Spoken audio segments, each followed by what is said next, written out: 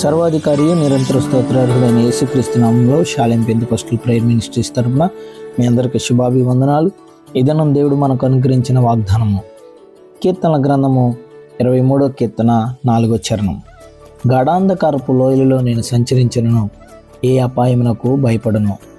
దేవుడు ఈ వాగ్దానము నేడు మన వినికిడిలో దీవించి ఫలభరితంగా మార్చునుగాక. ఆమేన్. ఈ మాటలు మనం ఒకసారి పరిశీలించినట్లయితే, గాఢాంధకారపు లోయలలో నేను సంచరించినను ఏ అపాయమునకు భయపడను. మన అనుదిన జీవితంలో, మన బ్రతుకులలో అనేకమైన సార్లు గాఢాంధకారపు లోయలలో మనము ప్రయాణిస్తూ ఉంటాం. ఈ గాఢాంధకారపు లోయ అనేది మనకు భయాన్ని సూచిస్తుంది. దేవుడు 366 సార్లు భయపడవద్దు అని స్పష్టంగా బైబిల్ గ్రంథంలో సెలవిచ్చాడు.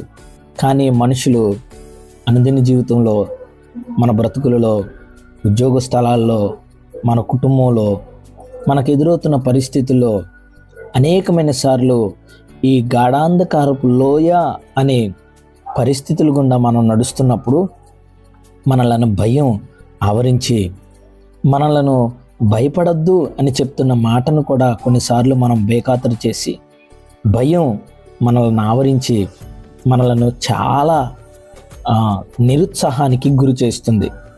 కీర్తనాకారుడు అంటాడు, ఇలాంటి పరిస్థితుల్లో నేను సంచరిస్తున్నా ఏ అపాయమునకు భయపడను. నా ఎదుట ఉన్న పరిస్థితులు అవి ఎంత గొప్పవైనా, గాఢాంధకారమైన చీకటి అలముకుంచిన ఎలాంటి పరిస్థితుల్లో నేనున్నా నా జీవితాన్ని ప్రభు చేతికి అప్పగిస్తాను. ఎందుకని అనంటే, కీర్తనాకారుడు అంటాడు 25వ కీర్తనలో, యెహోవా నీ దిక్కునకు చూచి నా ఆత్మను ఎత్తుకొనుచున్నాను. నా దేవా నీ యందు నమ్మికించి ఉన్నాను, నన్ను సిగ్గుపడనీయకము. కీర్తనాకారుడు అంటాడు, ఎందుకు అతను భయపడను అని చెప్పగలుగుతున్నాడంటే, నీ దిక్కునకు చూచి నా ఆత్మను ఎత్తుకొనుచున్నాను, నీ యందు నమ్మికించి ఉన్నాను.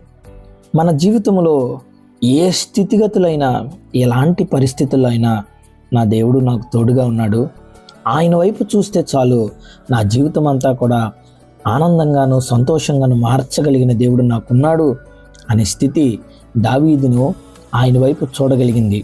అందుకనే 34వ కీర్తనలో కూడా 5వ చరణంలో అంటాడు, వారు ఆయన తట్టు చూడగా వారికి వెలుగు కలుగును, వారి ముఖములు ఎన్నడూ లజ్జింపకపోవును. దేవుని వైపు చూచిన ప్రతి ఒక్కరిని ఆయన ఎన్నడూ సిగ్గుపడనీయడు.